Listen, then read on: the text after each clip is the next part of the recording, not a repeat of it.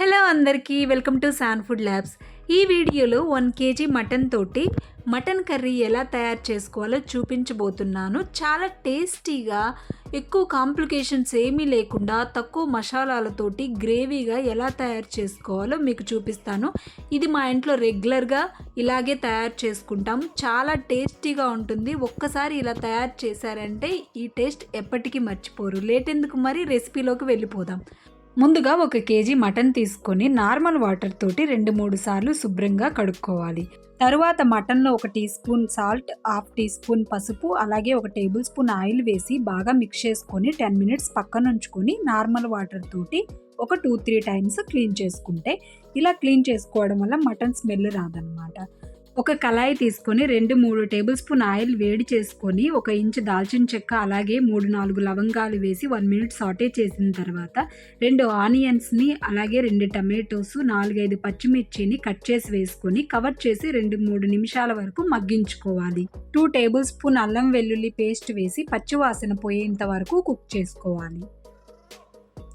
ఇలా పచ్చివాసన పోయిన తర్వాత మనం క్లీన్ చేసి పెట్టుకున్న మటన్ని ఇందులో వేసి బాగా మిక్స్ చేసుకోవాలి.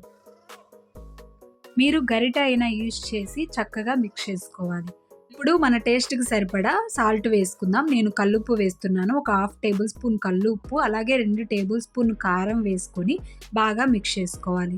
ఎప్పుడైనా మీరు ఏ కర్రీ చేస్తున్నా కల్లుప్పునే ఎక్కువ యూజ్ చేయడానికి ట్రై చేయండి. కల్లుప్పు వేయడం వల్ల కర్రీ టేస్ట్ కూడా చాలా బాగా వస్తుంది.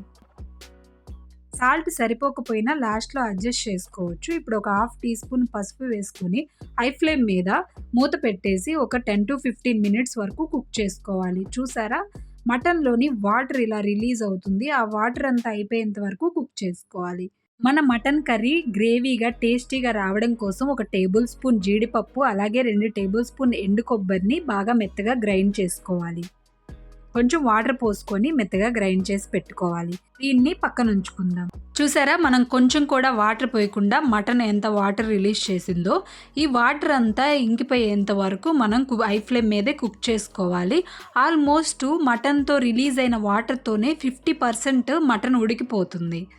ఇప్పుడు మన మటన్ టేస్ట్ని ఇంక్రీజ్ చేసే సీక్రెట్ మీతో షేర్ చేసుకోబోతున్నాను. 2 టేబుల్ స్పూన్ పెరుగు మీద ఉంటుంది కదా, పెరుగు మీగడతో కలిపిన పెరుగుని 2 టేబుల్ స్పూన్ తీసుకొని మన జీడిపప్పు పేస్ట్లో బాగా మిక్స్ చేసుకోవాలి. ఒకవేళ మీకు మీగడ అవైలబుల్గా లేదు అంటే యోగర్ట్ కానీ లేదా పెరుగు కానీ యూజ్ చేసుకోవచ్చు. మనం తయారు చేసి పెట్టిన ఈ పేస్ట్ వేయడం వల్ల మటన్ టేస్ట్ చాలా బాగుంటుంది. అలాగే గ్రేవీగా, జ్యూసీగా ఉంటుంది ముక్క కూడా. ఇలా మటన్ కొంచెం ఉడికి వాటర్ దగ్గర పడిన తర్వాత ఒక 2 టేబుల్ స్పూన్ ధనియాల పొడి, వేయించిన ధనియాల పొడి, అలాగే మనం తయారు చేసి పెట్టుకున్న పేస్ట్ని ఇందులో వేసి బాగా మిక్స్ చేసుకోవాలి. మొదటిసారి మటన్ కర్రీ చేస్తున్న వాళ్ళైనా, మటన్ కర్రీ టేస్టీగా రావాలి అనుకున్న వాళ్ళైనా 3 స్టెప్స్ మనం ఖచ్చితంగా ఫాలో అయ్యి తీరాలి. ఫస్ట్ మటన్ చాలా శుభ్రంగా క్లీన్ చేసుకోవాలి. రెండో స్టెప్, ఎప్పుడైనా ఇనీషియల్గా మటన్లో ఉన్న వాటర్ ఇంకిపోయేంత వరకు హై ఫ్లేమ్ మీదే కుక్ చేసుకోవాలి. తర్వాత మనం మటన్లో పోసుకునే వాటర్ ఎప్పుడైనా వేడి వాటరే పోసుకోవాలి. ఇప్పుడు మటన్ పీసెస్ మొత్తము కవర్ అయ్యేంత వరకు వేడి నీళ్ళు పోసుకొని బాగా మిక్స్ చేసుకొని మూత పెట్టేసి కుక్ చేసుకోవాలి. మధ్య మధ్యలో కలుపుకుంటే మటన్ని ఉడికించుకోవాలి. మటన్లో మనం మసాలాలు చాలా తక్కువ వేసాము. కారం, ఉప్పు, అలాగే ధనియాల పొడి మాత్రమే వేసాము. మన మటన్ ఆల్మోస్ట్ 70% కుక్ అయింది. ఈ టైంలో సాల్ట్ అడ్జస్ట్ చేసుకోండి యాజ్ ఫర్ యువర్ టేస్ట్. మీరు చూసారంటే గ్రేవీ బాగా దగ్గర పడింది కదా, ఈ టైంలో ఒక half teaspoon garam masala, అలాగే కొత్తిమీర చల్లేసుకొని బాగా మిక్స్ చేసుకుందాం. మన మటన్ కర్రీ ఆల్మోస్ట్ రెడీ అయిపోయింది. ఈ టైంలో ఒకసారి ఒక ఫోర్క్ తీసుకొని మటన్ పీస్ ఉడికిందా లేదా చెక్ చేసుకోవాలి. ఇలా మీరు చెక్ చేసుకున్నారంటే చూసారా, చాలా బాగా చక్కగా ఉడికిపోయింది కదా. ఇలా ఆయిల్ పైకి తేలి ముక్క బాగా మెత్తగా ఉడికిపోయిన తర్వాత ఫ్లేమ్ ఆఫ్ చేసుకొని సర్వ్ చేసుకోవడమే. మన టేస్టీ మటన్ కర్రీ రెడీ అయిపోయింది. చాలా టేస్టీగా ఉంటుంది. ఒక్కసారి మీరు ఇలా ట్రై చేశారంటే దీని టేస్ట్ మర్చిపోవడం అనేది ఇంపాసిబుల్ అనమాట. మా అక్క స్పెషల్గా చేసే ఈ మటన్ కర్రీని మీతో షేర్ చేసుకున్నాను. ఈ వీడియో మీకు ఎలా అనిపించిందో కామెంట్ రూపంలో తెలియచేయండి. తప్పకుండా ట్రై చేసి ఎలా కుదిరిందో నాకు చెప్పడం మాత్రం మర్చిపోకండి. వీడియో నచ్చింది అనిపిస్తే లైక్ చేయండి, షేర్ చేయండి, సబ్స్క్రైబ్ చేయండి. మరిన్ని వీడియోల కోసం బెల్ ఐకాన్ని క్లిక్ చేయడం మర్చిపోకండి.